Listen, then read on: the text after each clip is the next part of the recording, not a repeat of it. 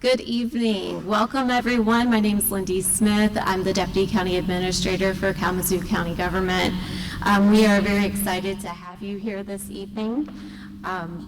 Before we begin, I would like to recognize any members of the Kalamazoo County Board of Commissioners, elected officials, local government leaders, and community partners who may be joining us this evening. Thank you for being here and for your service to our community. I'd also like to thank our partners at Kalamazoo Valley Community College and Public Media Network, as well as county staff from our communications and planning and development departments, whose hard work helped make tonight's event possible. These technologies have become a topic of interest and discussion. There we go. Yeah. Okay. These technologies have become a topic of interest and discussions in our community. And we've heard from residents who want to better understand what they are, how they work, and what they could mean for local communities. And that's why we're here tonight. This event was created in response to that interest. Our goal is not to advocate for or against any project or development. Instead, we want to provide access to factual information and expert perspectives so community members can make informed decisions and participate in local discussions. It's also important to understand the county's role in these matters. Kalamazoo County Government does not have decision-making authority regarding the siting or approval of these types of projects. These decisions are typically made by local units of government. If projects are proposed in your community, we encourage you to stay engaged with local planning, commissions, township board, city commissions, or village councils. Those are the places where public input from residents can have the greatest impact as local decisions are being considered. Thank you for taking the time to be here this evening and for being engaged in your community. At this time, I'd like to turn us over to our moderator for the evening, Sarah Drum.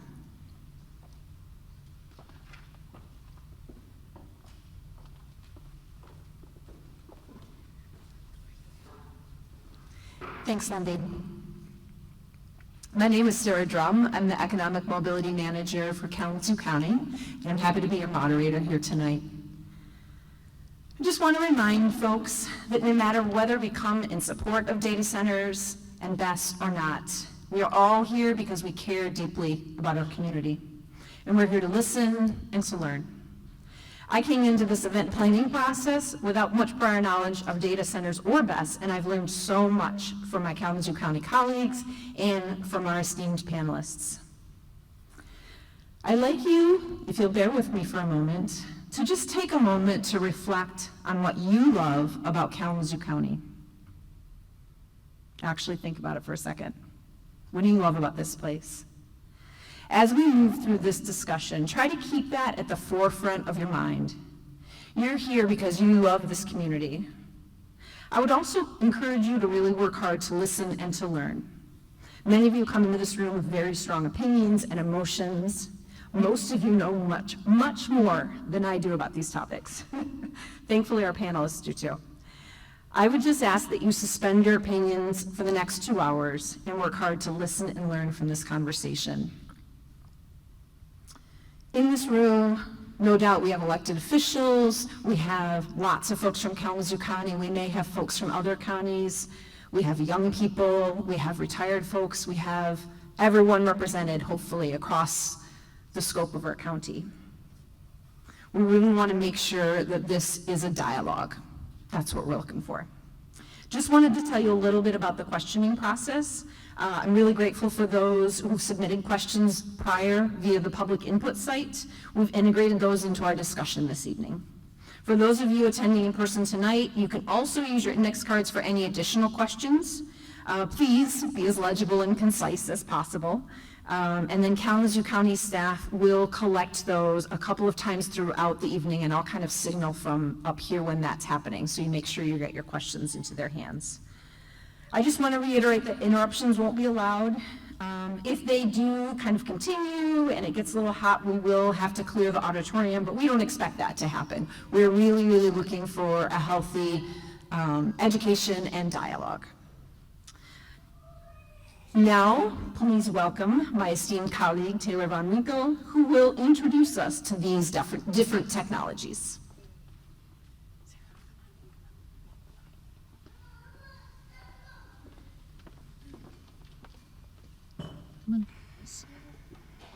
This way.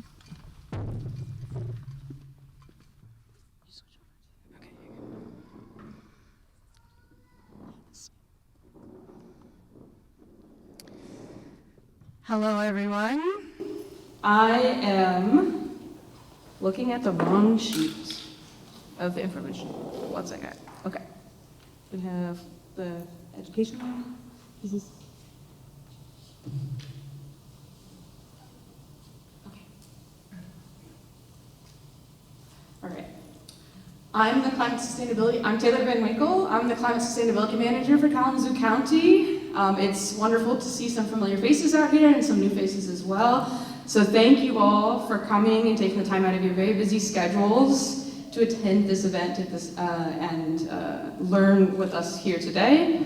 At the end of this event, we really want everybody to walk away with some general knowledge of these technologies, an awareness of various concerns related to public health, environmental health, and safety from these technologies. And then we also hope to give everyone some action items and tools that they can take home and implement in their local communities related to this topic. I also want to echo what our previous speaker said, that I love Kalamazoo County, and I'm originally from out of state. I'm originally from Kansas, and I came here for college. I came here and I attended K College a long time ago, and pretty much never left. I just fell in love with the area so much. So the welcoming community and the beautiful environment here are near and dear to my heart. So I'm really honored to be your county climate sustainability manager and to be here today to help facilitate this conversation. In the beginning, I will, after I give a brief overview so we all have the same shared lingo and information, I will throw it back to our esteemed MC, who will get us going into the discussion and introduce the panelists. So let's jump right in.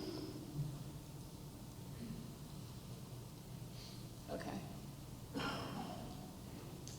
Why is that? Okay, there we go. So what are data centers? The data center industry has always existed alongside the development of digital services. It's not new to Michigan, it's not new to the United States. All modern digital services rely on critical hardware such as servers, data storage drives, and network equipment to store and process data. The specialized facilities where those servers, data, storage drives, network equipment, and facilitated hardware or related hardware are housed and managed. That's what a data center is broadly. It can be of various sizes, and I'll talk a little bit more about that in a second. Commonly, the global network of these facilities across the whole world is known as the cloud. So if you use Google or have photos or messages on your phone that are backed up online, you have used and are using a data center somewhere. All of the stuff that is digitized has a hardware component. It does exist in the real world somewhere, and this is where they're housed. All right, everybody raise your hand if you traveled south from Stadium on 9th Street here. Okay, so you passed the Arby's at the corner of 9th and Avenue. So on your travels here today, you passed one of the 2 data centers in Kalamazoo County. And you didn't notice it because it's within an industrial park that looks just like a bunch of other office buildings. It pretty much has the same square footage and size and energy use and water use. These are what are known as co-location centers. They typically have between 2,000 and 5,000 servers in them. Servers are the hardware that holds and processes all of the data. They're typically less than 10,000 square feet. They can be a little bit bigger than that, but around about that ballpark. They generally lease out space, power, and cooling infrastructure to multiple organizations. So one data center, like the one you drove past on the way here, that many of you drove past, looks just like any other office park. So because these have existed for a long time, what is new? The newer data centers that have come up in the news and in the public eye are really what's known as hyperscale data centers. So these have more than 5,000 servers. They have to be at least 10,000 square feet, and they typically have a capacity of over 100 megawatts of power. So megawatts of power is the capacity at which data centers are measured. So a small one would have 1 to 5 megawatts of power, a large one 100 plus megawatts of power.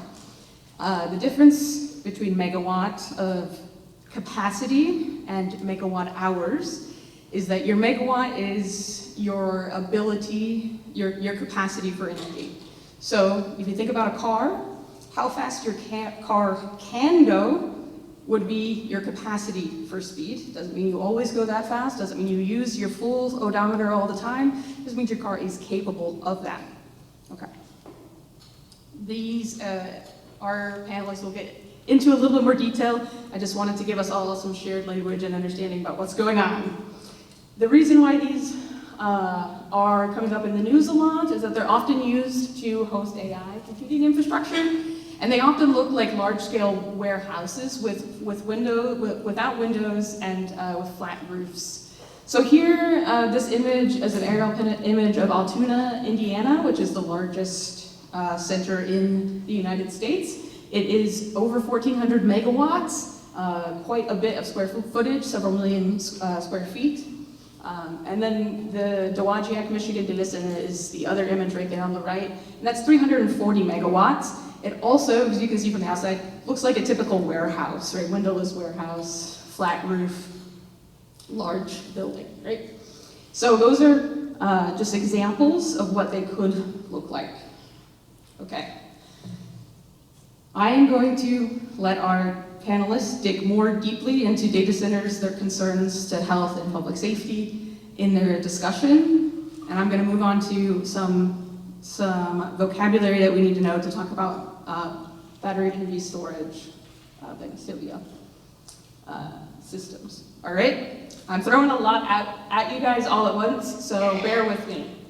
So battery energy storage systems, here we go, are systems of batteries that are connected to the grid and they store excess energy. They often draw energy off the grid in off-peak hours and then onload energy to the grid in peak hours. It helps stabilize costs and usage and reliability and that kind of stuff. Each module, so does this have a pointer?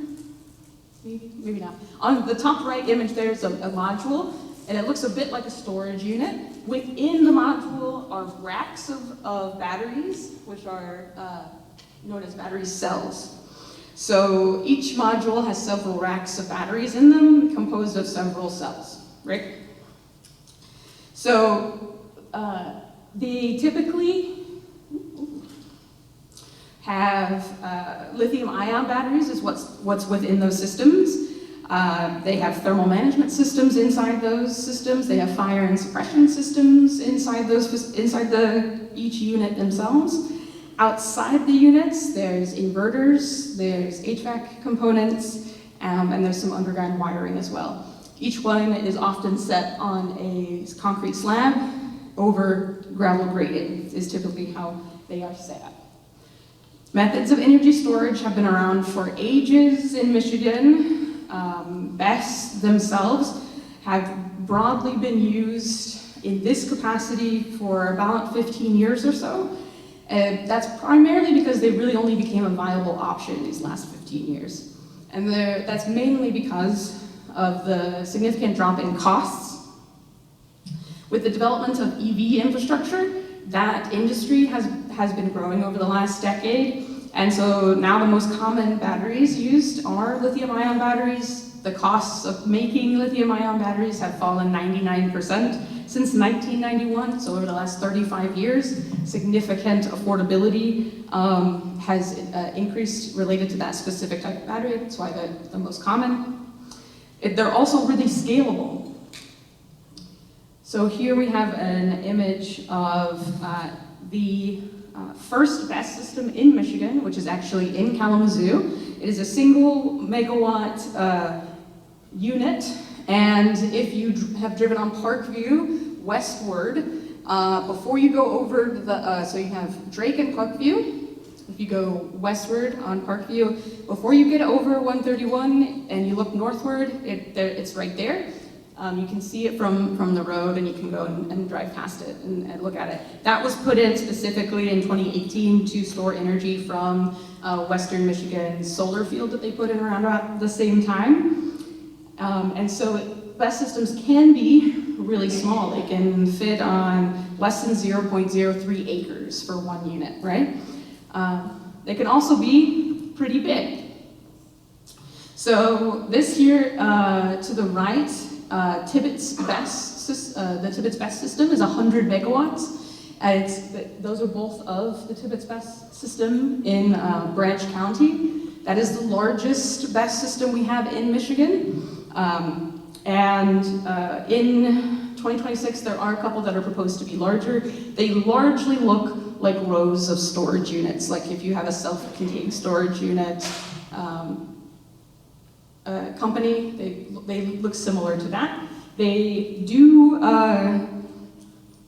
it is necessary that they have proximity to substations and power lines. There is a consideration for land availability, but because they can be really small, they can also be scaled up and scaled down fairly easily, so they can be squeezed in urban, suburban, and rural areas.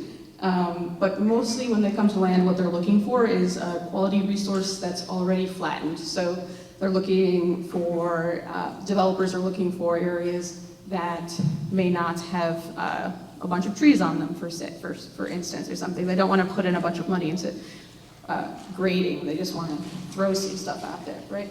So, well, not throw some stuff out there, but put stuff on the site without necessarily a lot of construction costs. Okay.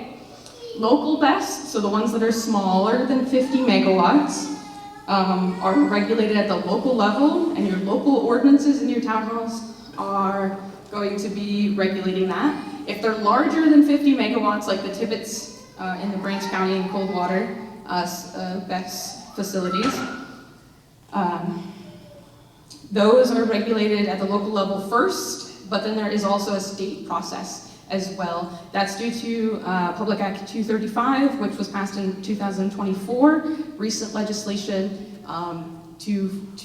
associated with the expansion of renewable energy targets in the state. So, okay, that was a very brief overview. Okay, that's a very brief overview of a lot of things we're going to talk about in more depth right now.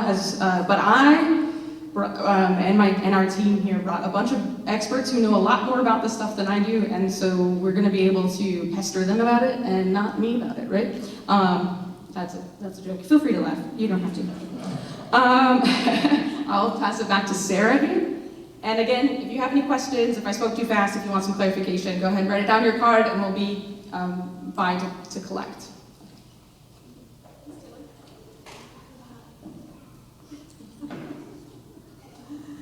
Well, as Taylor said, we're really delighted to have these 5 individuals here to share their knowledge, their expertise, their perspectives, and we're really delighted that you're all here as well to be a part of this conversation. If you'll bear with me for a moment, I am going to read their bios, which have been on the internet, but we know that not everybody had a chance to look at them, so I'm going to just do a brief introduction for each of them before we jump into questions. I'm happy to welcome Dr. Sarah Mills. Sarah is the director of the Center for Empowering Communities at University of Michigan Graham Sustainability Institute. Her research focuses on how renewable energy development impacts communities, including land use, local planning, community engagement, and the role of state and local policies in energy development. Next, we have Liesl Clark, who is the Director of Climate Action Engagement at the University of Michigan School of Environment and Sustainability.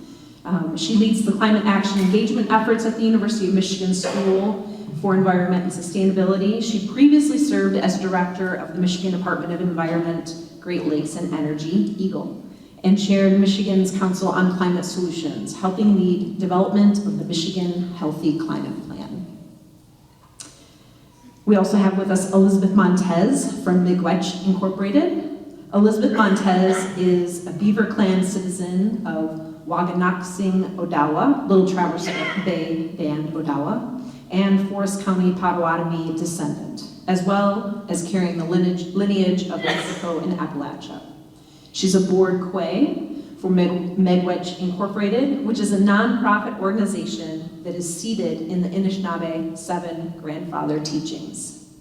Miigwech Incorporated is driven by a single goal: to promote and practice I should have practiced more before. Thank you. The good life, by making our community a better place for all. Elizabeth carries this thread in her work as a lactation consultant and educator, tending to the flames of generations yet to come. Glad you're here, Elizabeth. Dr. John Kinch is the Executive Director for Michigan Energy Options and Board President, Great Lakes Energy Association. Michigan Energy Options is a nonprofit organization focused on clean energy and community resilience. With more than 25 years of experience in sustainability and energy initiatives, he has worked with communities across Michigan on renewable energy, community solar, energy financing, and energy infrastructure projects. And we also have with us Tyler Thiel, who's the VP and COO and Director. I think I'm getting all this right. I'm sorry if I'm jumbling it up.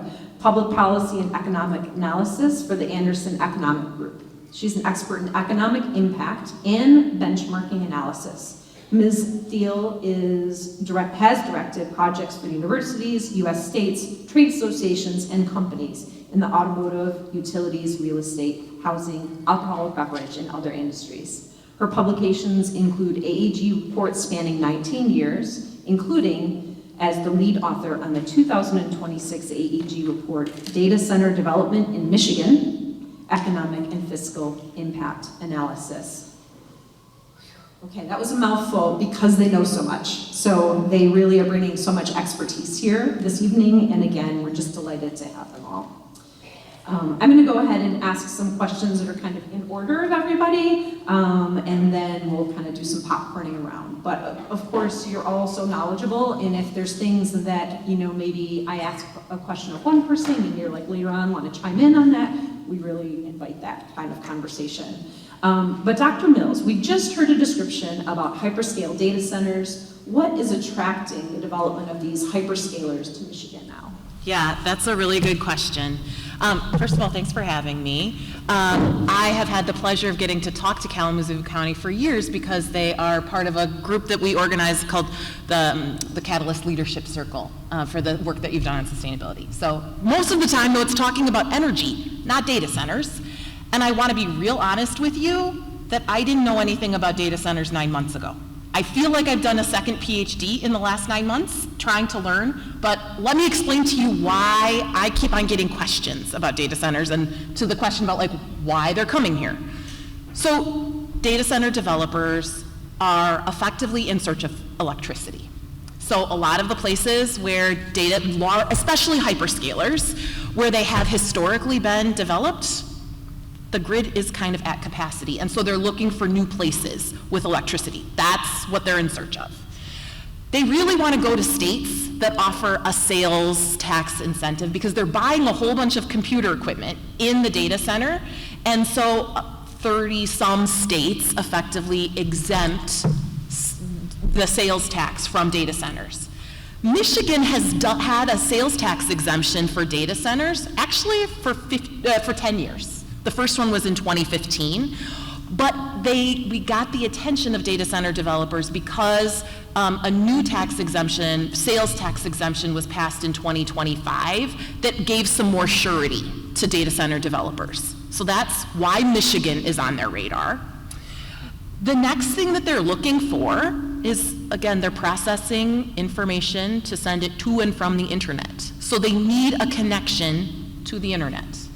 There is something called backbone fiber. This is like the internet superhighway.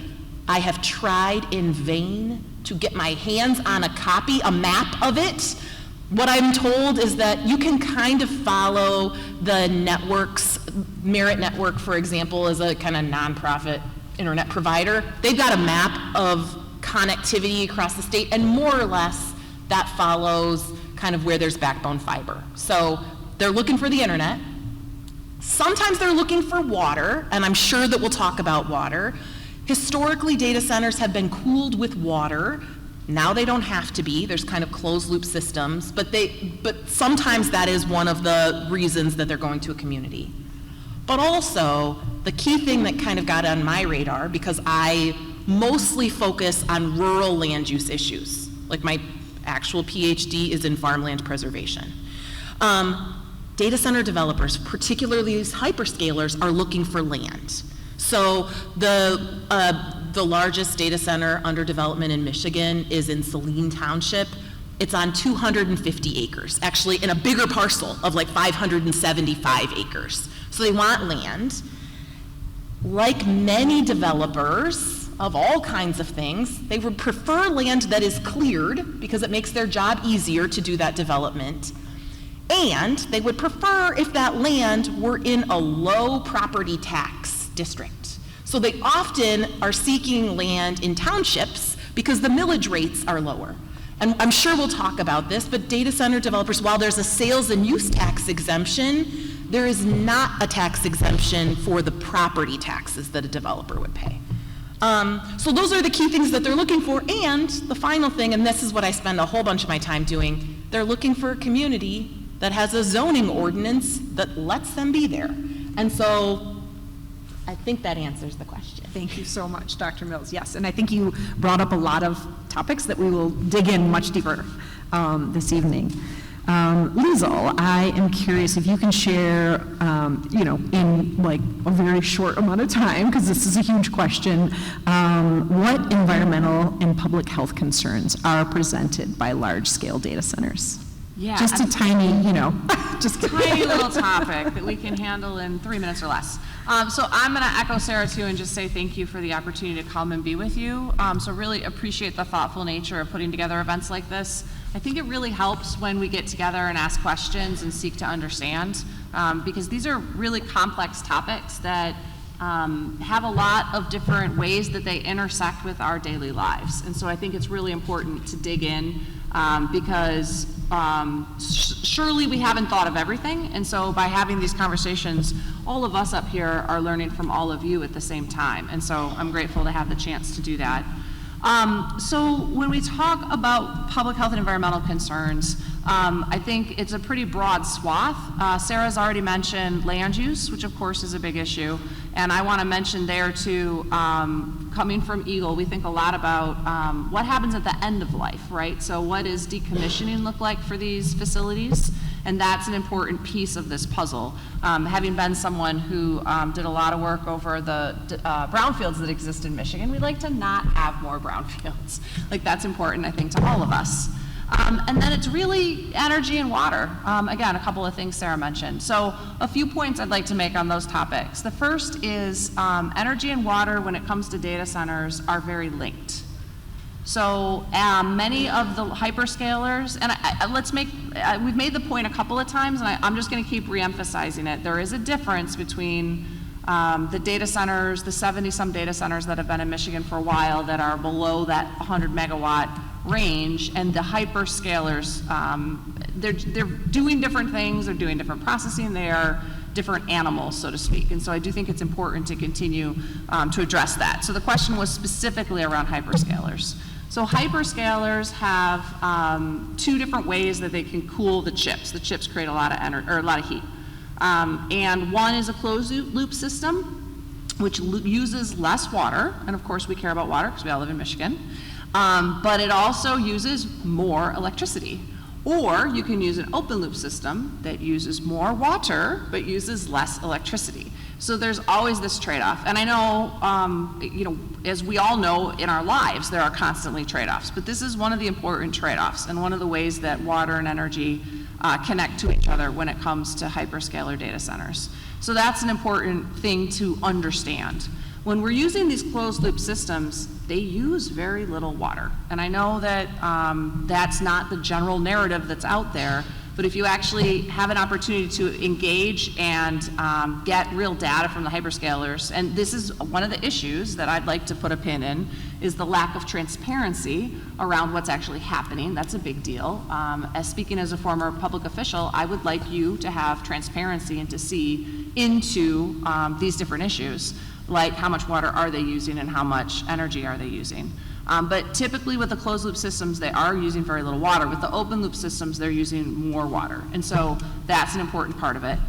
However, this is sort of interesting to realize, but because of the amount of energy that they use, they're often using more water indirectly through the generation of the electricity. So in Michigan, our electricity grid is transitioning. We've taken a lot of coal plants offline in the last few years, but we still have some coal and we certainly have a decent amount of natural gas. Both of those types of energy generation use more water. And so when the hyperscalers are operating off of plants like that, they're using more water, and in fact, their higher water use comes from the indirect side on the electricity. So anyway, I'm gonna stop because I could go on for a while, but I hope that that lays a foundation for some of those interactions that we'll talk about more. Thank you so much. I'm going to actually hop down to the end of the table here and ask Tyler to share with us what are some of the economic opportunities that hyperscale data centers bring to the state or to local communities, and then how also, the kind of a follow-up is how are data centers expected to impact employment beyond just the initial construction phase? Sure, thank you so much for having me, and thanks for the question. I'm glad to be up here with all of you and to try to provide some information for all of you. So economic opportunity of hyperscale data centers. So the smaller and medium-sized data centers that we have in Michigan right now or that are proposed, their economic impact is not unlike any other small business that 90% of Americans work at every single day. The hyperscale data centers, the biggest difference in economic impact comes from how large the investment is. Michigan is very ripe for economic development, especially in high-tech and innovative areas. So our economy, being hungry for those types of dollars and having a good talent pipeline, has the opportunity for not only the direct impacts, but then indirect impacts. When we talk about hyperscale, there's construction and then there's operations. So from construction, if you have someone who's wanting to spend $1 billion or more developing any type of facility, you're going to have a really significant construction impact. And the numbers are in the millions and billions of dollars. So like a only 100 megawatt large facility, we'd expect that to have like an annual fiscal impact of, new tax revenue from property taxes upwards of $5 million a year. We'd expect the annual output from operations to be up over $140 million a year. That's direct and indirect combined. But when we get down to, say, employment, for example, you may have heard Meta, for example, boasting, this would support 1,000 jobs, this hyperscale facility we want to put somewhere in the United States. They're likely talking about jobs that are spread maybe even across the globe that would be supported by that facility. If we dial down to Michigan and say, a large data center is going to long-term employ 100 people, we would estimate around 48 of those jobs to be net new. And so, no, that's not an announcement like other developments that say, they're going to hire 3,000 new people, which again, they're fibbing, it's not net new. But 48 net new jobs is really important in our economy if we can win developments that meet all of our bars, meet all of our standards, have everyone in the room feeling like it's a winning situation. There are going to be trillions of dollars invested in hyperscale data centers around the globe in the next couple of years. It's very quick. And so for Michigan to get a piece of that pie and an appropriate portion of that development, we have to make really good and careful decisions really quickly. And that's where we can get some of that direct and indirect economic impact.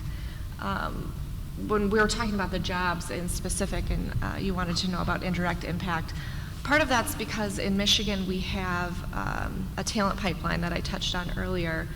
I mean, our R1 universities are graduating, for example, medical doctors in higher rates than any of their research consortium around the country.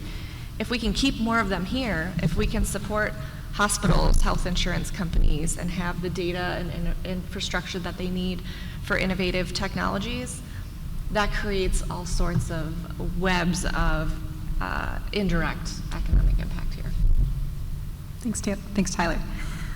I'd like to shift over to Elizabeth Montez, and I was hoping that you could share your thoughts on what environmental justice issues you're concerned about or hearing about in your Indigenous communities as we explore these hyperscale data centers. Thank you so much. I just want to echo everyone else. I really appreciate being invited to speak here and join this conversation and hear from everyone. I do actually want to note a few things. I do notice, I want to be very clear, I do not speak on behalf of the tribe, of any tribe. I am here as a board quay, a board member of Miigwech Inc., and as a private citizen and a citizen of a sovereign tribal nation, but not a tribal representative. So. Just to be super clear about that. Thank you. I apologize if we got any of That's the okay. descriptions wrong. Sorry about that. No. Just always got to be clear. Yes. I am not an elected tribal official whatsoever, nor do I work for the tribe. However, I do spend a lot of time in community, in my home community up in Emmett County, Little Traverse Bay area, as well as throughout Michigan, and also throughout Turtle Island, traveling as a educator and consultant. So I do spend a lot of time in my community and listening to folks, as well as seeing the effects of various different, not just the data centers, but progress that has been made and how it has affected our communities specifically, as well as BIPOC and other oppressed communities in general.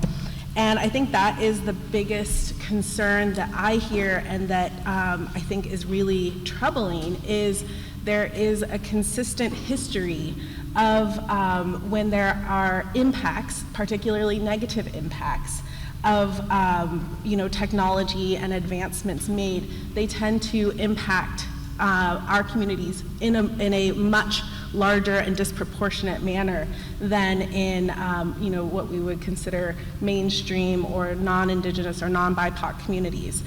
We see that from the 300 years of broken treaties and other historical events, that there is a reason for distrust within our communities. And so when we are promised there won't be negative impacts or there will be positive impacts, it is very difficult to believe that.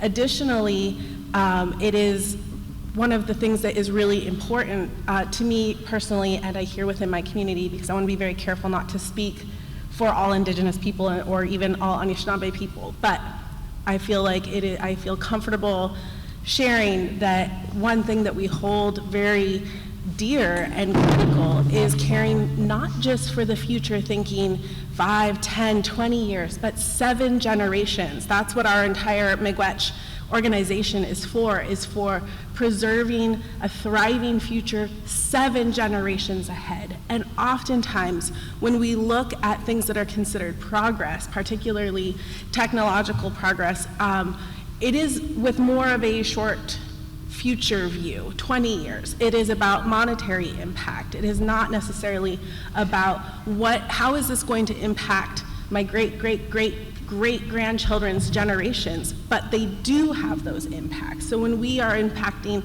our water, particularly our Great Lakes, we can never get those back. And we have already seen in history, impacts in things like the sturgeon populations, which we as tribal nations have been working really hard at bringing back. But when we impact water temperatures, water availability, that has long-lasting impacts, as well as the human costs to these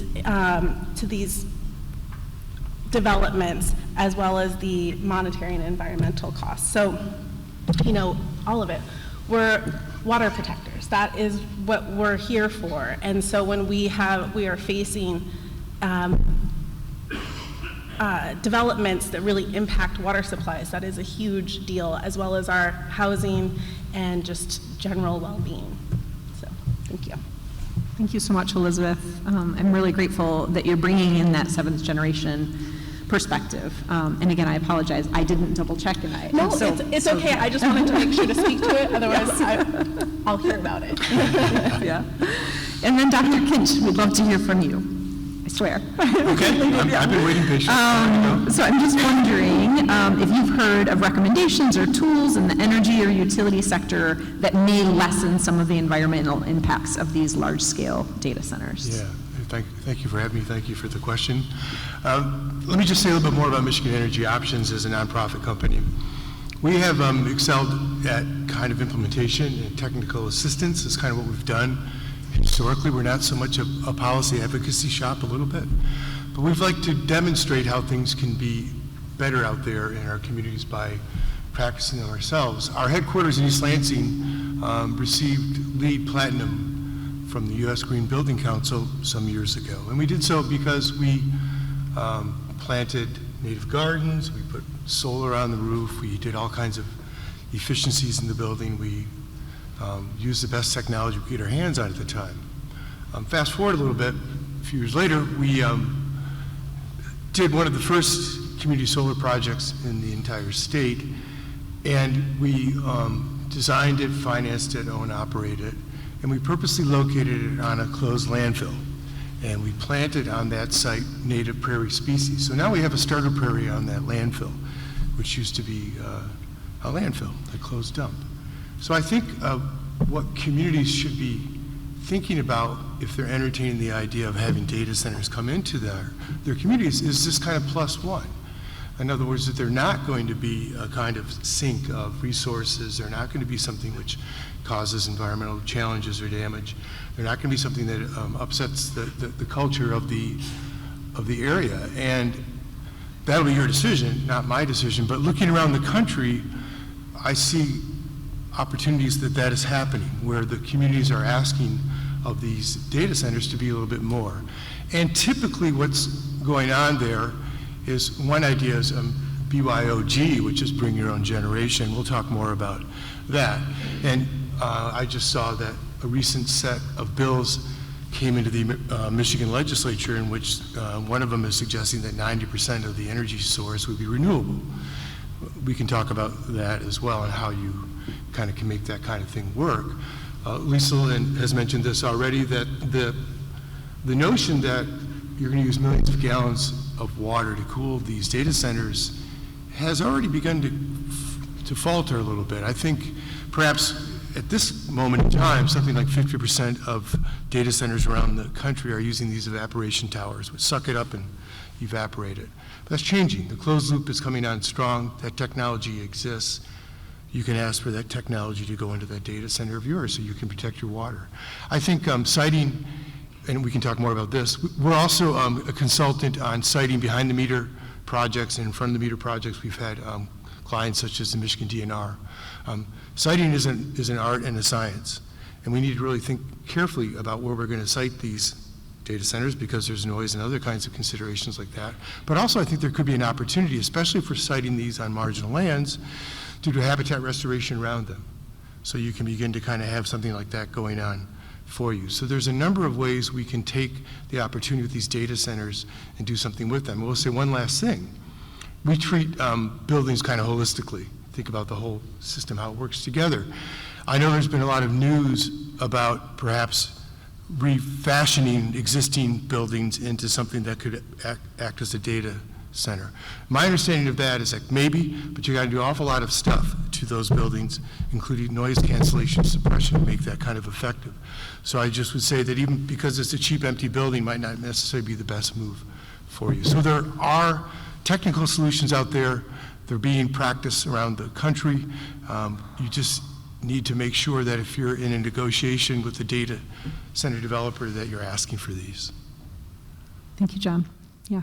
I did want to pause and just say that our staff will be coming around to kind of the first round of collecting your note cards. So if you have some, just kind of hold them up and we'll have folks coming. We'll do another collection a little bit later, kind of towards the end of this, this panel section. So you started to touch on something that I think we're hearing a lot about is sound. And so I just wanted to kind of put that out to anybody. We haven't really gotten into that, but I mean, we're hearing a lot about kind of decibel level, but then also this new phrase to me, infrasound. And I'm just wondering if anybody feels like they want to kind of jump into that. And then also jump into where John started us about like what else is happening, who else is doing this work with transparency, with accountability, and, you know, consideration of the residents. So if you have some, you know, examples that you can share. And I hate to just throw it out there, but you're all lovely, polite people, and I'm sure you'll take turns. I'm going to jump in on the second part of your question, because Sarah then can have the first part of your question. I'm just guessing. Okay. If she wants to. Because I think one of the threads that I heard through all of the comments was that of community benefits, and making sure that in the future, if there's a conversation about a location that's in your community or near to you, that it's clear how to help communities understand like what would best practices be, because as I mentioned, you know, some of these systems use small amounts of water. Well, how do we verify that, right? So how do we have transparency? How do we have requirements that are going to be clear to make sure that when we are seeing development, it meets, first of all, you know, it's in a community that has proper zoning and is interested in having it located in their industrial area, et cetera, et cetera, et cetera. Like that's a really important starting point. And then also, how do we assure that when that development happens, it's meeting the tick marks that are really necessary to make sure that we're protecting energy, water, et cetera. So I think, and we all can spend a little bit of time talking about what do those existing regulations look like.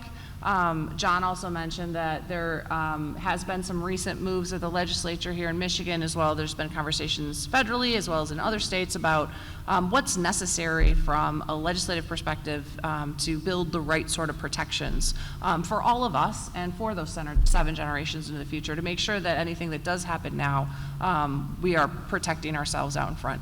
The other thing I do think it's important to give visibility to, I was talking to somebody that does energy development for data centers earlier today, trying to seek to understand like what his work looks like. And we were both in agreement that a big chunk of this is a real existential dread of what does AI mean? Like what is happening in AI? What is going to happen in AI? What does that mean for me? What does that mean for my family, my kids that are going to be getting jobs soon? What does that mean for future generations? What does that mean for all of us? And I would say like, this, I don't know about all of you, but this is something I like to spend a lot of time on because I don't really understand what that means. And I think that our collective human concern about AI is getting wrapped up into all of this as well. At least I know it certainly is for me. And I think it's important just to give that airtime. Thank you. To the question about sound or noise, actually, when 9 months ago, when I started this, trying to learn about data centers, that was one of the very first questions that I asked. What does a data center sound like? Because I know from my work on wind energy and solar energy and battery storage that in terms of quality of life for the people who live around, actually sound is the biggest impact that will be most noticeable. Also, if something is being developed in a cornfield, the lights that might be on a data center are also something that is noticeable, right? And I think about Emmett County and like there's dark skies ordinances, which are really important. Mm-hmm. So in terms of like explaining sound and infrasound is super wonky and complicated. Infrasound is effectively the parts of the sound wave that human ears don't pick up very well, but that it's energy from that noise source that's coming out. It's just, we don't hear it. We feel it kind of in our bones, or maybe our dogs hear it, right? Like different animals hear different things. A really good explainer of sound actually just came out. The Citizens Research Council of Michigan has a 105-page report on data centers. It's really long. I'm gonna be honest that I did not read the whole thing. If you have time, read the whole thing. But there's about 8 pages explaining sound in particular. And I think that it's really well done and is easy for people who don't know tons about sound to like understand what's possible. in terms of what you deal with it, how you deal with it, it's standard for renewable energy projects to have a sound threshold. And actually, I'm going to make a shameless plug because I don't know if I'm going to get another opportunity. We have this guide. I don't have it printed out and on the back table because when I put it together, I knew that there may be things that I wanted to add to it because I'm learning still about data centers, and it's changing so quickly. But because you can't see it, it says it's called What Michigan Local Governments Should Know About Data Centers. It's from February. You can Google it.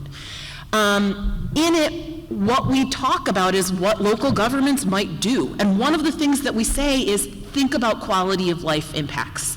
Think about including sound regulations. Think about light ordinances. Think about requiring decommissioning. The other thing that we say, that we recommend, and this is some from my work with renewables, but even more so my work as a planning commissioner. I am a volunteer planning commissioner in the city of Ann Arbor. All of the time we have developers tell us all of the amazing things about their projects. And I say, I don't believe it unless you put it in writing. Like, put it in writing. And that's one of the things that we talk about. If you're hearing that a generator will only be used in case of power outages, ask to have that in writing. If you're hearing that these are the property taxes that will be paid, actually I have a special section on that. Ask to have that in writing. And so I think that one of the ways that we can have more transparency and kind of more teeth and get better projects is to make sure that there is a commitment by the developer to have those kind of things in writing. Thank you. Thanks, Sarah. Yeah. Jump in on this one. So I've worked with a lot of developers over the last 20 years, and so I'll narrow it down to the ones I've worked with related to BESS and wind and solar, because there are similarities to working on data centers. And you have the power and you have the control before these developments happen. We have one in particular really good solar developer here in Michigan that I've had the privilege of working with many times. And before they come to a municipality or a township, they've already gotten their plan, huge setbacks, tons of vegetation and landscaping that they're going to plant, because they know that the aesthetics and the culture and the life around their development is really important. They're an old farming family, and they got into this because they had tons of land that as farming became more efficient, they wanted to do some other investment with it. And so we can do things like that. When we talk about the noise, for example, I was at another event like this, and somebody pulled out a decibel meter, and it was a room like this where it's quiet, but there's a lot of other things humming, and we're talking, and people are shifting and breathing. And the decibel meter was near 100. A really quiet dishwasher is going to be like around 40. So that's not as big a concern as the frequency, like you guys touched on. So like sound barriers, walls, mature trees, these are the kinds of things you want the developer to commit to investing in. And I will say definitely I want to agree with you on the property taxes too. Over the next couple of years, we might have the opportunity to lower property taxes in Michigan, but we need to make sure that for these types of developments, we have property tax agreements in place that commits them to paying what we've estimated they will pay on the day we agreed to the development, because those are millions and millions of dollars that we don't want any switcheroo to then remove those. I got the privilege of speaking with a school administrator in Illinois. They had written a $22 million check for a new school building. There's no bonding, no tax hikes. They just have some really dense data center developments that they did in a way that they're happy with, and they're generating tons of property tax revenue off of them. The only caveat I would say to making sure they think about decommissioning is before you talk about decommissioning, make sure you're talking about length of development and make sure it's long-term. You don't really want new construction and development in your neighborhood, probably, I'm assuming, for like a 4-year language learning model, right? You want something with a 20-year or a 40-year plan that's going to support local businesses and industries that we want to continue to grow and thrive in Michigan. So that's just my 2 cents to add on to I that one. appreciate it. Yeah, I just threw this question out here. I mean, I know Elizabeth is ready and John too. So Elizabeth, go ahead, and then John, and then we'll shift gears. Yes, thank you. I just had a really quick point, actually back to Dr. Sarah, which I really appreciated you speaking to those sound waves, the frequencies, the decibels, et cetera, and just wanted to kind of put a really quick fine point on it too, that even when it's not affecting the humans in the immediate vicinity, you know, just to really consider the impact on wildlife, because they can have long-term repercussions, and that can alter keystone species, which can cause ultimately long-term decimation of species that we depend on for our ecosystems. And so it's really important. I love that you brought up putting that in writing, because that is so critical. People can say anything and, you know, make a fancy marketing deck, but when we actually put things in writing and put you know, financial impacts and things behind it, that helps ensure that we're actually getting what we're agreeing to. Thanks, Elizabeth. I think one of the foundations of these kinds of projects is what we were talking about in terms of transparency. I want to suggest that I think we're shifting a bit in the state about this notion of a public-private project in which the public doesn't know about it. It's between the government and some potential for-profit. And oftentimes it's a non-disclosure agreement between them that allows that to happen. Again, back to this legislation regarding data centers, they're suggesting that NDAs would be outlawed in those kinds of situations.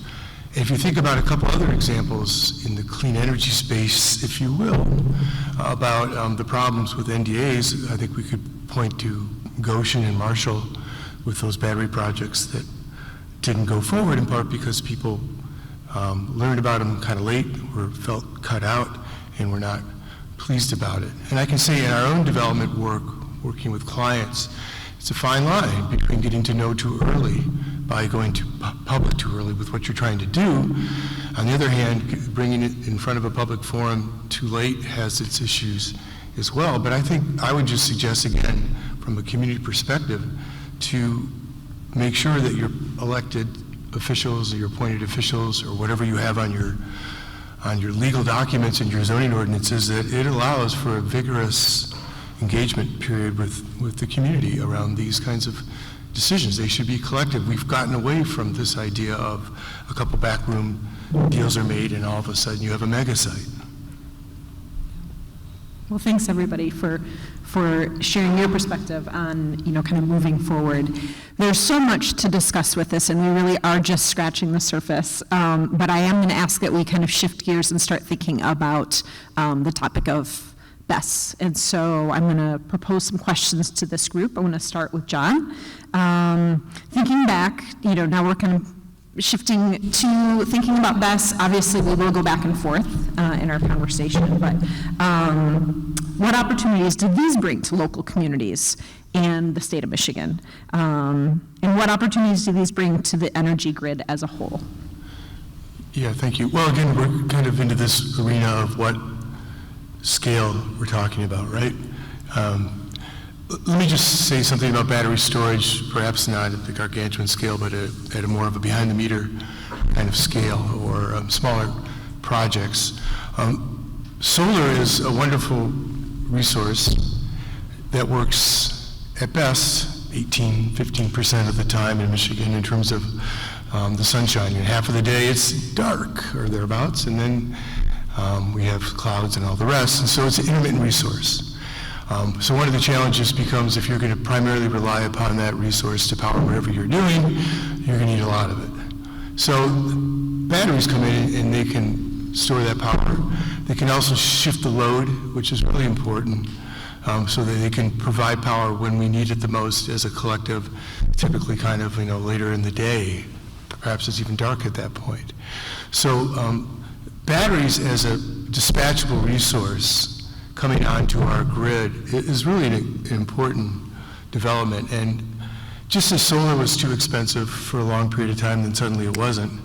You know, it is now the single greatest source of new electricity in the country, outpacing all the rest together. So storage is coming hard on the heels of that with the price dropping. And really, one of the ways to think about storage is that it is about having it just in time ready. It's not about a coal plant that's overproducing in case we have those moments of the grid being overloaded. It's really about having that dispatchable resource at those critical junctions in our grid where we need it. So one of the qualities of storage is that it has inherently resilience to it. The other thing about storage, and this was brought up, is that it's relatively mobile. It's those shipping containers. And the utilities, whether it's ITC or consumers or DT or others, are managing the grid, and it's a transmission grid down to a distribution grid, stepping that down to your buildings or wherever.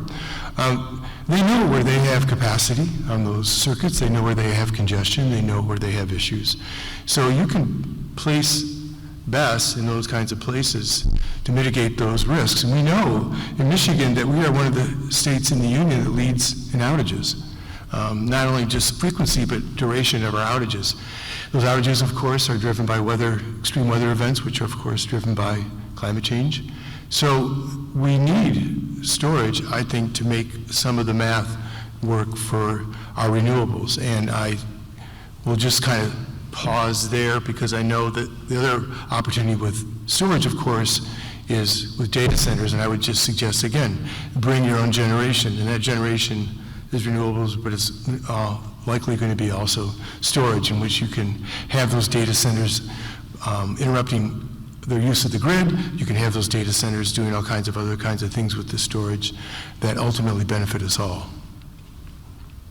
Thanks, John. I think you lift up that great point that, these are two very big topics and they each deserve lots of time, but they're also super intertwined and we can't really kind of pull things apart that way. So Elizabeth, my question to you is that the transition to a renewable energy-based grid does not mean that government or companies can ignore potential impacts on a community.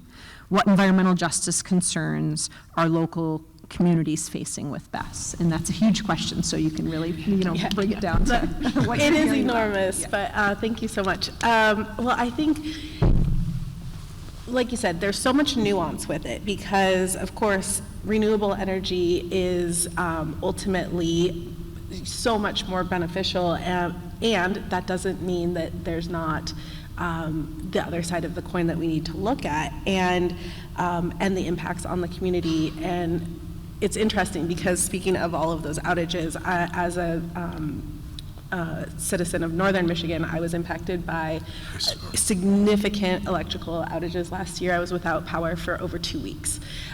So I have firsthand lived experience with that. However, that doesn't negate the potential impacts that those BESS sites can have on community members. And I think the one thing that I really try to remember to think about and encourage others to think about is that when we're looking at those economic benefits that we have from inviting these centers or the BESS sites to come in, is that when we have folks who are already economically vulnerable, and we're talking about jobs, those tend to be jobs that are putting people more at risk and are not necessarily a huge financial benefit to them. So just when we're looking at what are the protections and the concerns that we can raise about them, is like when we're talking about what will those impacts be, really looking at what is the human impact on folks who will be working around them, whose homes will be near those, if we have any environmental discharge that will be going into the immediate surroundings, and so again, that human cost versus monetary cost as well. Tyler, I'm wondering if you can share your thoughts on what is attracting BESS development to Michigan right now. Thanks. Yeah, I would say opportunity and balance. When Dr. Kinch talks about bring your own generation, one example of that would be, DTE and consumers. They're trying to convey to developers, yes, we have an obligation to serve you if you put a data center in our territory, but if that requires additional infrastructure to service you, you have to pay for it. And you not only have to pay for the construction and the infrastructure, you have to pay a huge fee up front just to apply, so we can do all the citing and research to figure out how it would work. So they are trying to do that carefully, and that's kind of where the opportunity for us lies. In Michigan, our rates are kind of high, but our bills, our utility bills, if you look over, compare a bunch of states, they're kind of low, and on average, if you look at, average out a whole year. And that's because our usage looks like this. It's very volatile. We rely a lot on natural gas, and when we rely on electricity, it's really when we're home on the weekend, and then in the summer when we're blasting our AC for 10 to 12 weeks. And so we're actually not like a preferred electricity customer, if you think about it that way. Like, you have your restaurant that you might go to every Friday night, and they welcome you like it's Cheers, and you know what to expect. But then you might have the sort of restaurant you go to like only for a special occasion, once or twice a year, and they maybe don't treat you like that golden customer. It's because of the cost balances, right? When you're only using something infrequently, it's more expensive. And so when we have these peaky times in our usage in Michigan, those are the rare times when, say, an otherwise not used coal plant is fired up, and suddenly it's become much more expensive to produce that energy. Whereas if we have a large-scale development come on where they've paid for a bunch of new infrastructure and sort of flattened our curves, so to speak, we can utilize renewable energies more because we've stored, if we're using BESS, we've stored the power from solar and wind when we can, so that we can use it on a more flat curve.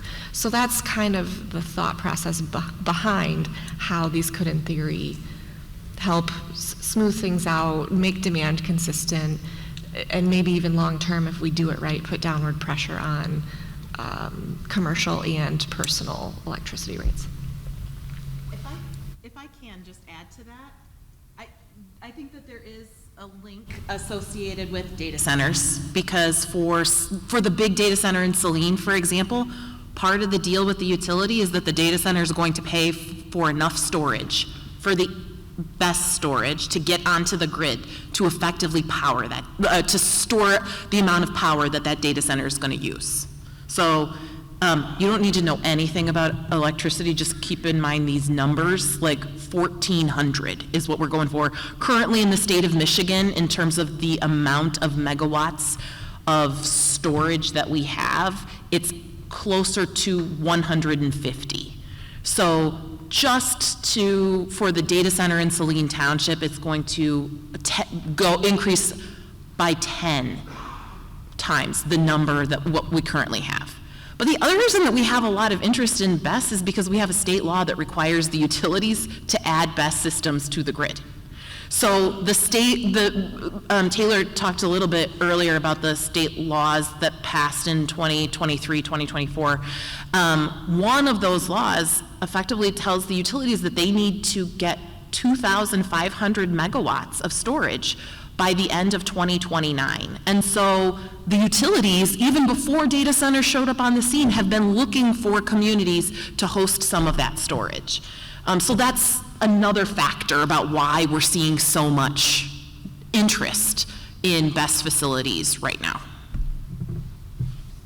Thanks. I'm going to ask you, Sarah, if you can just jump into your question, or the next question that, the next question I was going to ask you is, I'm just getting my notes confused, I apologize. What are some of the environmental concerns presented by these large-scale BESS, which is a gigantic question? It is a gigantic question, and if I might, can I phone a friend and ask Liesl to answer that, and then I can answer like how it shows up in zoning, if that's okay with you? Yes. Okay, totally. Amazing. So I'm going to phone a friend. Liesl Clark, can you help explain environmental impacts? Well, I'd be happy to, Sarah Mills. So environmental impacts from battery energy storage systems do exist. There, of course, are benefits that we've talked about around grid decarbonization and how they help balance the load so that we're able to pull down that peak that Tyler was talking about earlier. But every generation source, as my friend Sarah likes to say, has a pro and has a con. No generation source, no type of energy that we use is a slam dunk, easy peasy. There's no challenges with them. They all have pros and cons.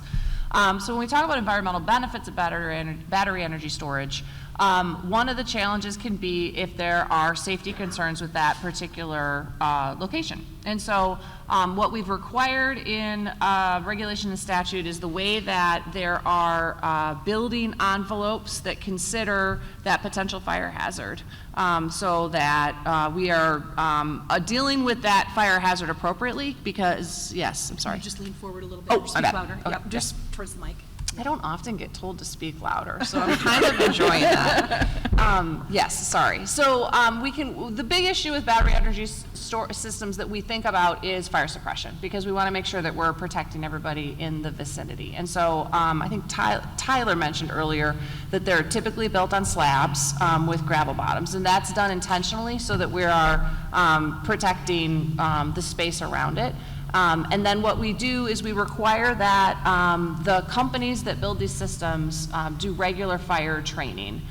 So they have to train local firefighters annually to make sure that there's an understanding that you use a different type of fire suppression if you were to have an incident with a battery system. So these are all steps that are really important to take with industrial systems, whether it's battery energy storage, whether it's any other type of industrial build, to make sure that community firefighters are keeping both themselves and the community safe in the way that they respond. Some of you may be very familiar, because of this part of the state, with PFAS challenges. And of course, there's PFAS in flame retardants. And so we want to think about and work really closely with our firefighter community about what are they discharging, and then about how, of course, first concern being people and property, but how do we make sure that we're protecting the environment at the same time as we're dealing with challenges like that. So it is an important consideration and something that I think will always get better. I've been paying a lot of attention to the battery technology for a variety of reasons, and I'm super excited about Ford's announcement just a couple of weeks ago that they're looking at a sodium battery now. So anything that we can do to decrease the reactivity of the materials that are being used for energy storage could be a real big benefit to communities. Awesome, thank you. I apologize for the confusion. I did just want to remind folks that our Kalamazoo County staff will come around one more time to collect cards. I'm looking, okay, great, thanks. So if you have any cards with questions on them, to share with them, and then they'll kind of get those up here for the Q&A section. But before we do that, I would ask Sarah for your thoughts on what residents can do to address some of their concerns and issues in their hometowns. Yeah, so for any land use, again, show up. The decisions are made at planning commissions and at city council or the township board meetings. So that is what I tell my students, and I'm also just telling you, like. And they don't need to know because they're here. Exactly, you're showing up, which is amazing. So that's first step, is to show up and talk about the questions that you have and the things that make your place special and what a developer can do. I'm gonna be real honest with you that what that looks like is a little bit trickier for battery energy storage systems, particularly large-scale BESS. And this one I have for you. I think Taylor put it somewhere. There's a table somewhere with giveaways, and this is on it. This is our guidebook for local governments about planning and zoning for BESS. And what you can see in it is that the reason that it's trickier for BESS, particularly large-scale BESS, is that one of the changes that Taylor noted in 2023 is that there are a couple of options for where BESS projects can get approval. And it is the choice of the local government of whether to hear the project, to permit it locally, or to send the developer to the State Public Service Commission and have them evaluate the proposal. In the guidebook, we talk about what that looks like. Either way, what's really important is that the community have a conversation about what concerns they have, where the land use belongs, what kind of screening, to the point earlier, when we were talking about data centers, like what kind of trees planted around it or decorative fencing would make it blend in better? Whether the project is being approved at the local level or at the Public Service Commission, those are the kind of things, how to mitigate the local impacts, that are valuable. For BESS, there's another point where community members can get involved, and that is that for the energy projects, the large energy projects that have the opportunity to be sited at the state level, the state also requires community benefits be paid. If a BESS project goes to the Public Service Commission, the developer is going to pay $2,000 per megawatt. And it's a one-time payment. It's not huge, don't get me wrong, but it's something. And there's an opportunity for a community conversation about what that revenue, that it doesn't come through taxes. It has a lot more discretion, what that payment could go towards. If the BESS project, a large-scale BESS project, is permitted at the local level, at the township or the city level, or the village, if the project is in the village, the local government is eligible for a $4,000 per megawatt payment that comes from EGLE, the Department of Environment, Great Lakes, and Energy. Similarly, one time, no strings attached. And there's an opportunity, EGLE, in order to give you that money, EGLE wants to know what your local government plans to do with it. And this is an opportunity, I think a missed opportunity, for communities to talk about, actually, I don't know if you have participatory budgeting in Kalamazoo County. This is where effectively we say to residents, tell us how you want us to spend your tax dollars. But this is a real opportunity for community members to say, here's some money that may come from this project. What do we want to do with it? How would we like to spend it? And so I think that we talk about that a little bit here. I have a separate guidebook too. I'm full of guidebooks, guys. You can email me if you want them. But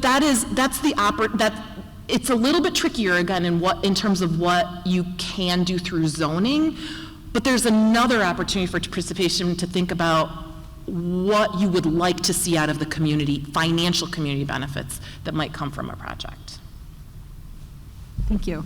We are going to transition soon to audience Q&A, but I guess my final question for this little section, again, anybody can answer it, and it's similar to the one I asked earlier about data centers, but just thinking about communities across the country or within Michigan that are doing this well, that are really digging into those community benefits, transparency, and what that could or should look like. And any thoughts that you have on that. And everybody doesn't have to answer or whatever, however we want to do it. Great. Thanks, Tyler. On transparency, I'll just be really brief. I think, the business community in Michigan has tried for years to move toward policies where Michigan appears open for business. And I think maybe we could pivot that campaign a little bit and say, let's start repeating in a lot of rooms, Michigan is open for transparent business. If we all ask the right questions and we come in as good neighbors who, want to be reasonable and accept good developments that we could win from, we can demand more transparency and maybe shift culture a little bit there and how developers behave. And then on the other side, community benefits, one thing that hasn't come up yet that I've experienced a lot working in wind and solar, and I think there's an opportunity for BESS and data centers, are lease payments and good neighbor payments. They're a thing, and you may want to ask about them and negotiate them. Good neighbor payments are sometimes from a developer who just really wants to be a good neighbor. So I worked with one, for example, they're going to be sending $1,200 every single year for 20 years to each neighbor in a certain proximity of their development. They just want those folks to receive that check every single year and think, hey, they are a positive neighbor in my community. And then there are also such a thing as lease payments, which is a little bit more nuanced. There's a lot more regulatory information involved, but I'll give one example of a gentleman I spoke to, a homeowner that was not too close by, but somewhat near a wind development, close enough that a transmission line was going to run through his property. So he's been collecting lease payments per linear foot of the lines that run through his property, and they offset his entire mortgage payment. So these are things to think about. on these new developments. If there's an opportunity for something like that, to make sure the questions are asked and the information's shared. Does anybody else want to chime in? I know some of you shared all those examples already, but is there any other one that's standing out to you or thoughts you wanted to share on just that transparency and community benefits of BESS? Great, because we have a lot of audience questions, so we can shift gears to that. So thanks everybody again for sharing your questions and your thoughts, and we'll kind of piggyback back and forth between the ones that were submitted online and the ones that are here in person tonight. So I'm going to just put a question out, and the person that feels the most drawn to it, maybe we'll just try to have like one or two people answer each question, and then we'll move through. So the first one is, could a zoning ordinance allow a data center but prohibit water usage for cooling? I'm going to start with that one and let Sarah, because she's going to want to. I think so I should have said a couple of things about the way we regulate water use in Michigan right now, and this is not to say that this is like the perfect system. This is just to kind of explain the system that we have. So if you start with the Great Lakes Basin, we have what's called the Great Lakes Compact that requires any withdrawal from the waters of the Great Lakes over 2 million gallons a day to be registered through the compact. So that's kind of the first threshold.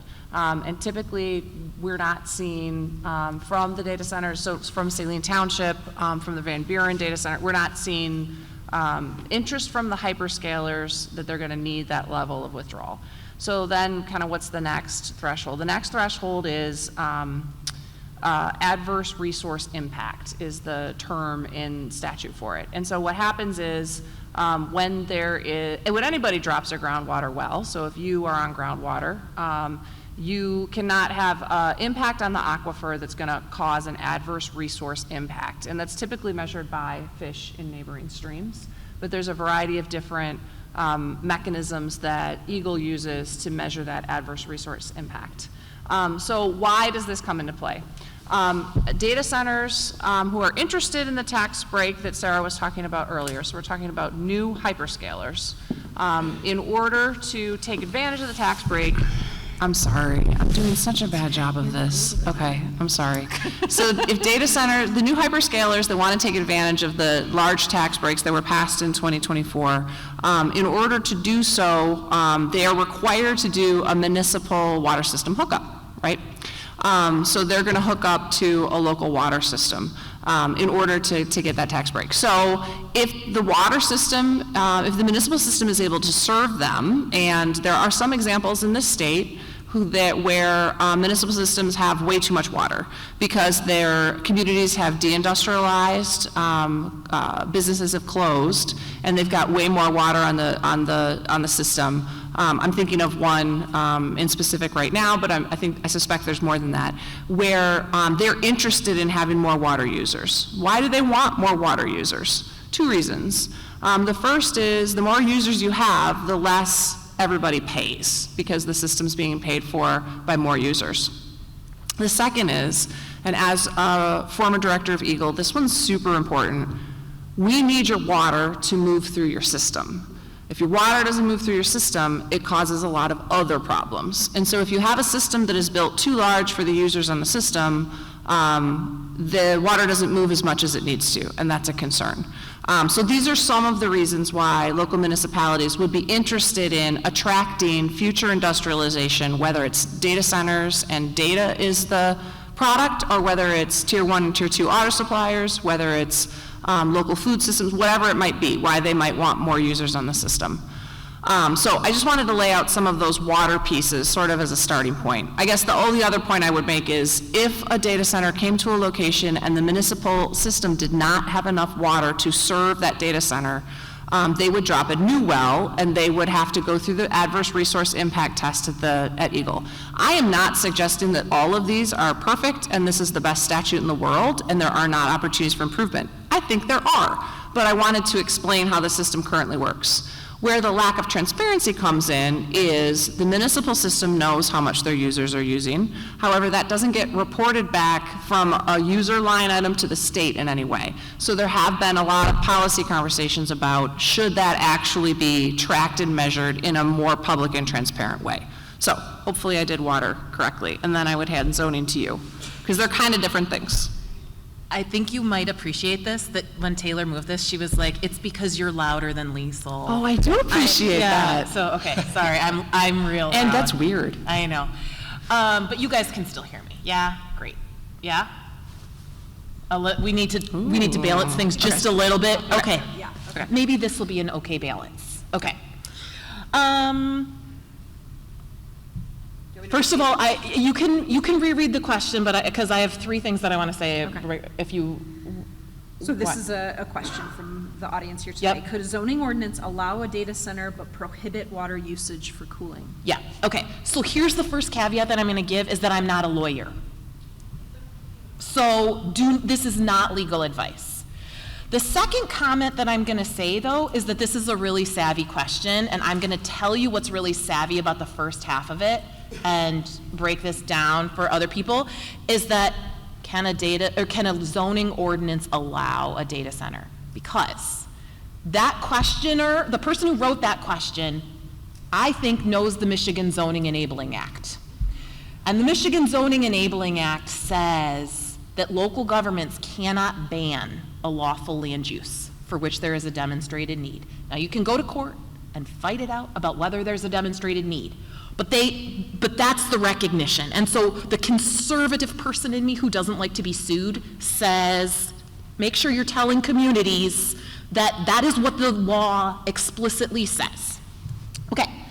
But the answer that I would give here is that I don't know. And actually, I've kind of asked around about this. I don't know that anybody's ever tried to say you're allowed to build your thing, but you're not allowed to hook up to water. Because let's be honest, that's hook up to water, sink a well, or have access to the water utility. I'm not a lawyer, so maybe somebody has tried that. The little bit of information, though, that I'll tell you that might shade the answer to be I would do this with lots of caution. If you're going to try it, I would be cautious about it, is that Liesl just went over that the state of Michigan regulates water use. And effectively, every authority that a local government has is derived from the state. And so typically, when the state is doing something, local governments can't. So I'm saying all of that to say, I don't know. That was my long answer to say, I don't know. Hopefully you learned something about the Zoning Enabling Act if you didn't know. It's an interesting approach, and I would say you're going to have to ask a lawyer. Right, but we're getting thinking more creatively here. You're thinking creatively, this is really creative. Yeah, great, thanks. Yeah. So there are closed loop systems that do not use water. It's similar to the radiator in your car. It's just another chemical to consider. When it comes to water, Michigan is so highly regulated that I think when I first started researching this, I was surprised data center developers wanted to come here and jump through all those hoops, but they still do. So on one hand, the state does have your back when it comes to water on a lot of those nuances. You just have to make sure that folks in the room making the decisions understand those regulations to make sure the developer ends up following them. I'm going to pose a question to Elizabeth that was submitted prior to this event, and I'm twisting it a little bit because the question is about sort of policies and communities putting policies in place or taking a look at the growing economic wealth gap between the large data centers and the people of the community. So I'm just wondering if I could just throw that your way and see what your thoughts are on that.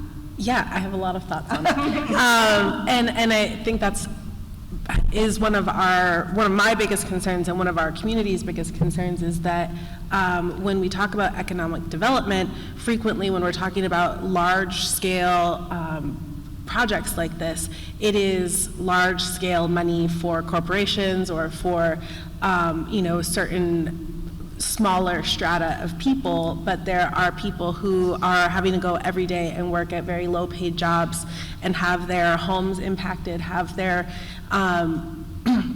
daily livelihoods impacted, and these jobs that are coming in are not actually beneficial to the larger majority of people. I lived for a long time actually in the Seattle-Tacoma area in Washington State, and we saw that really heavily with the talk about economic development of the impacts of like Amazon and Facebook, and talking about how, oh yeah, it's great for economic development, and it brought a lot of, you know, a small handful of really highly paid jobs and a lot of really poorly paid jobs that actually created an even more economically depressed environment for community members.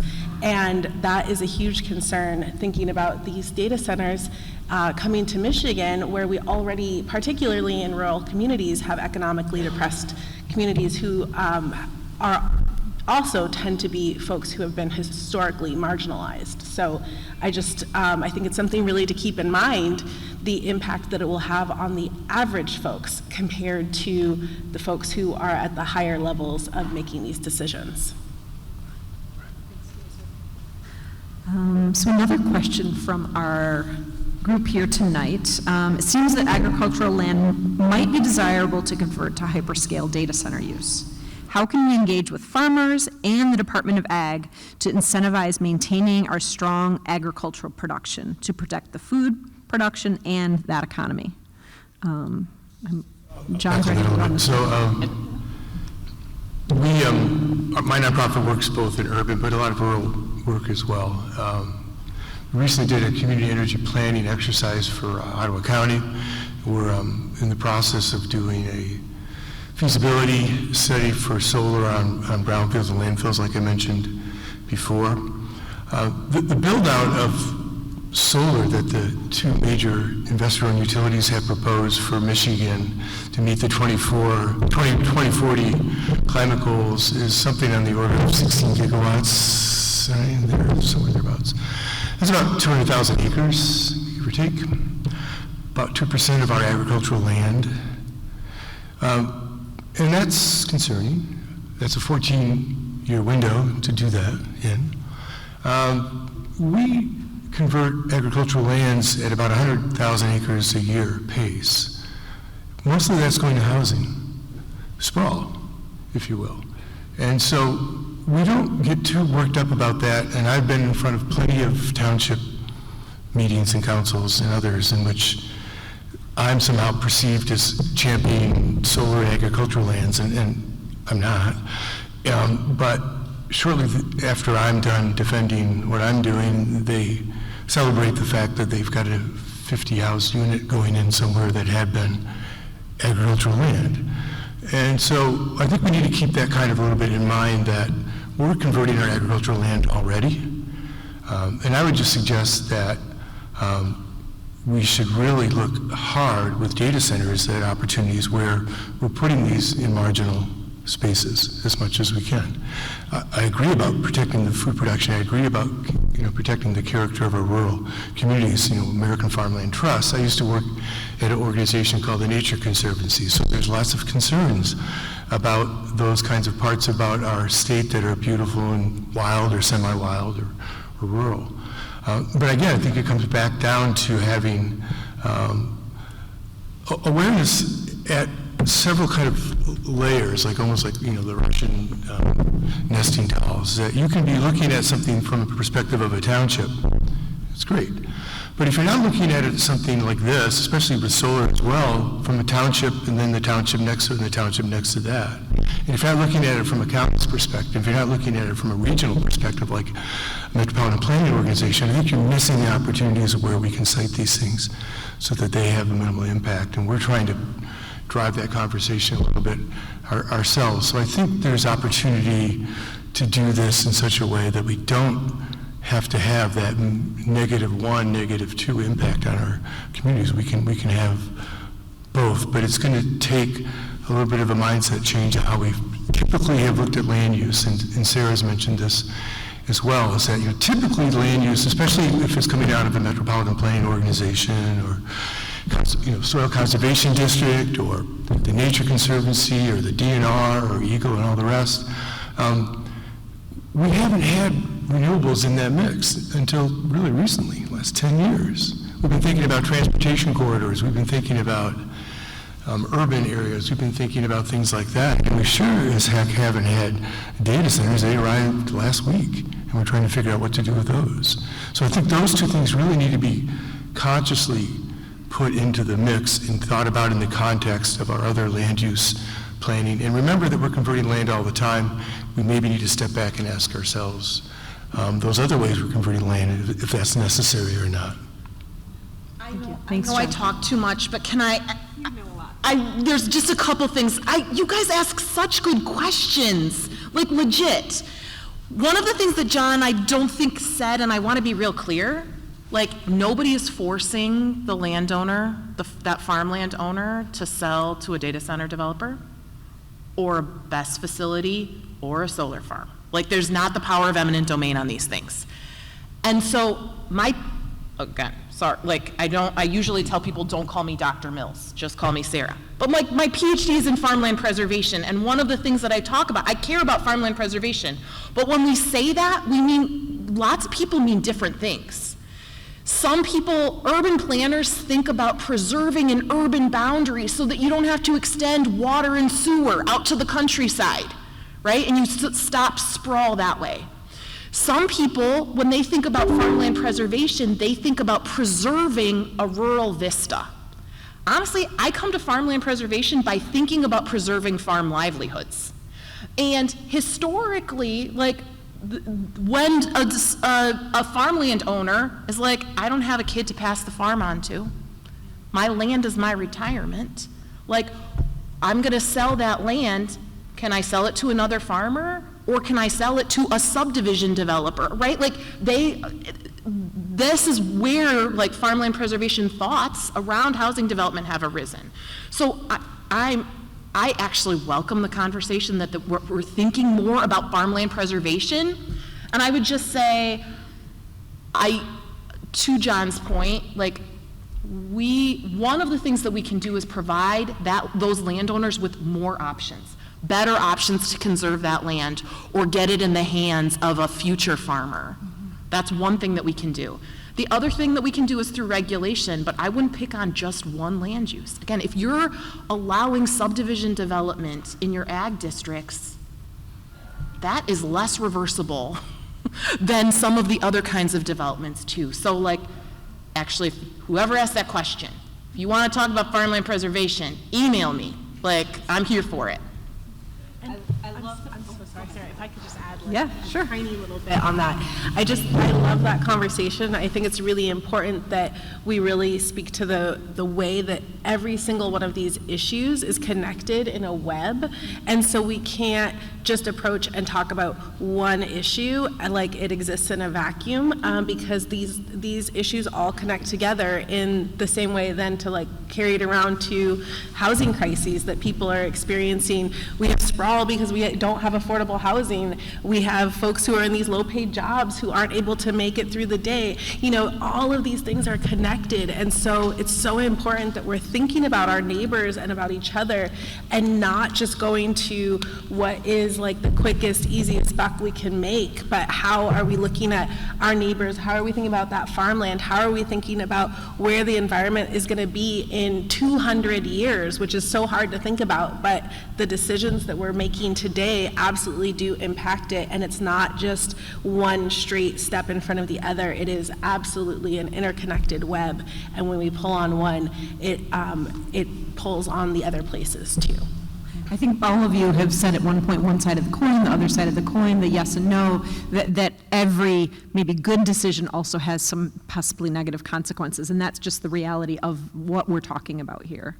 This has been such an amazing discussion, and your questions have been so amazing. We are coming towards our close of the evening, and I wanted to give each panelist an opportunity to share a thought or two, just in case there wasn't a question that got to that, something you feel like, okay, this is really my my thing that I want to make sure I share with the community of Kalamazoo this evening.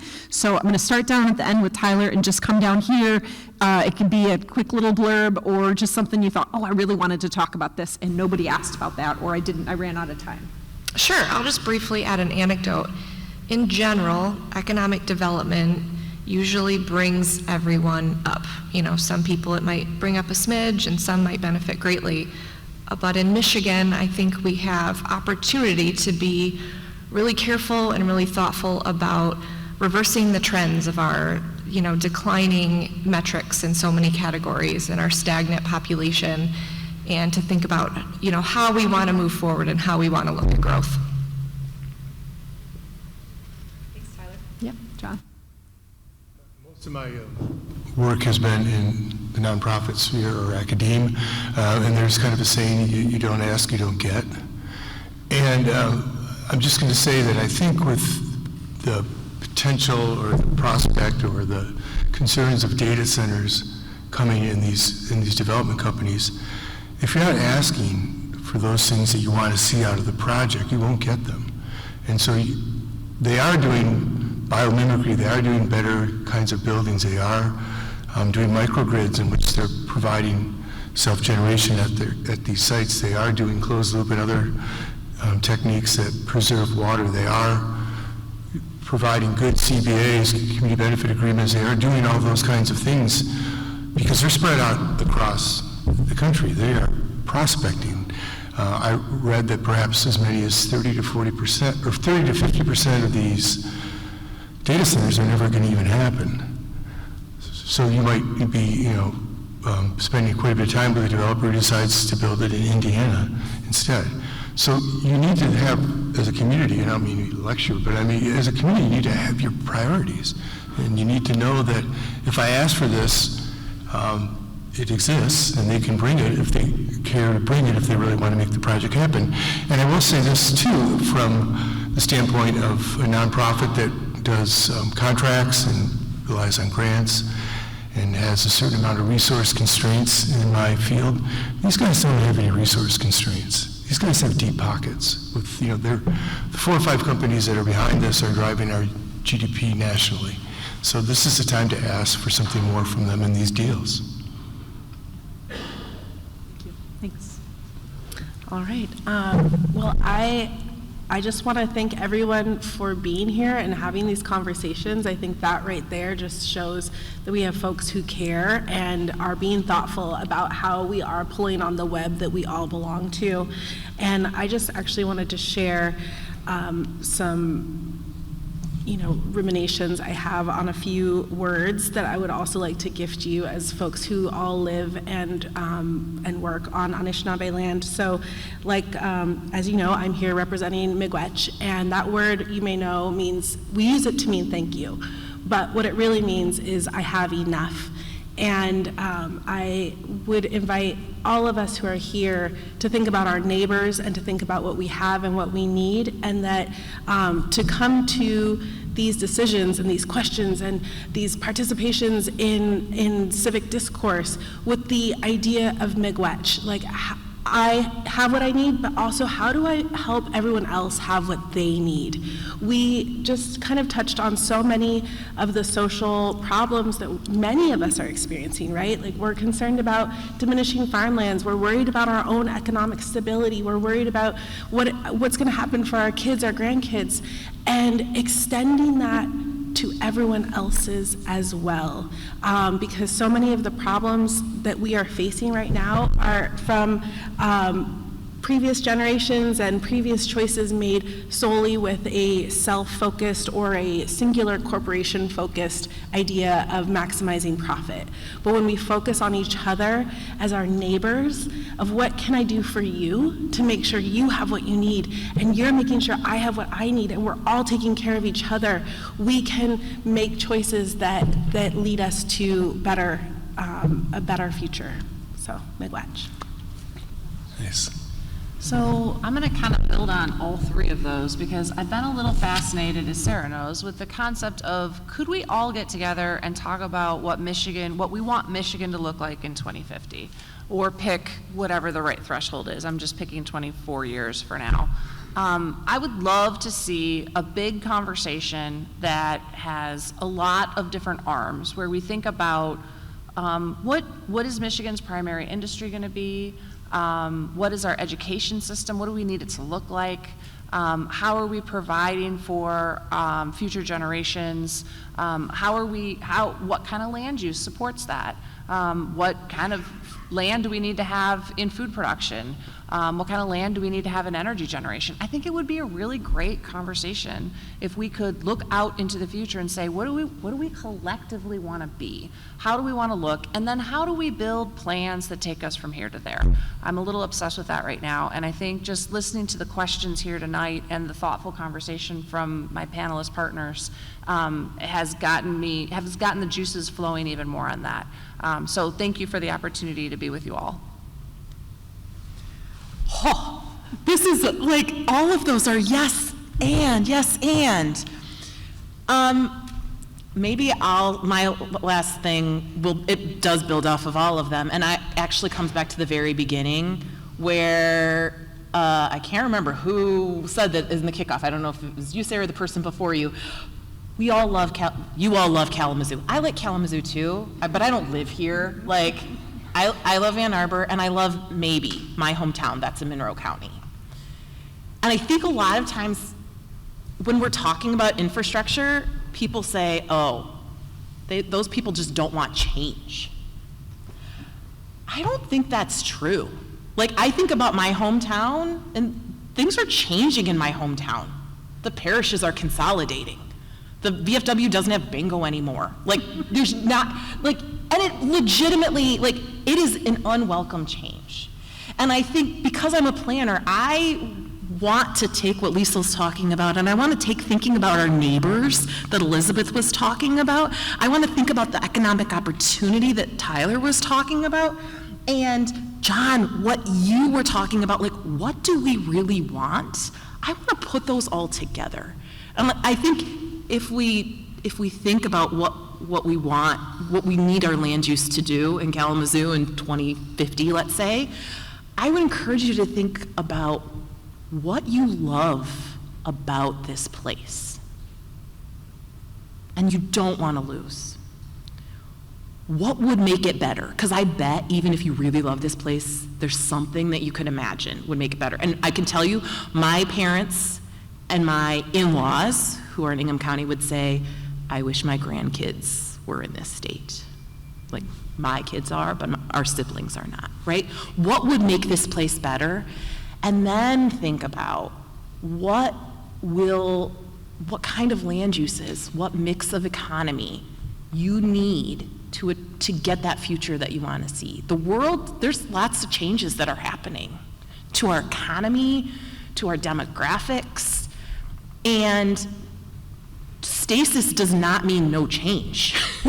It means that it's change that we don't get to control. And so I think having the conversation about what we want to dream about, how we are going to be there for our neighbors, and how we can use all the change that's happening to bring to fruition, like, the change or the place that we will love, not just as much as we love now, but even more, like that. That's why I'm talking about data centers, because honestly, I don't think we're going to have that many. But I think it's an opportunity to think about what are the quality of life impacts that we expect out of industrial development. Mm-hmm. Oh my goodness, thank you so much. Please, if you would, put your hands together for our panelists here.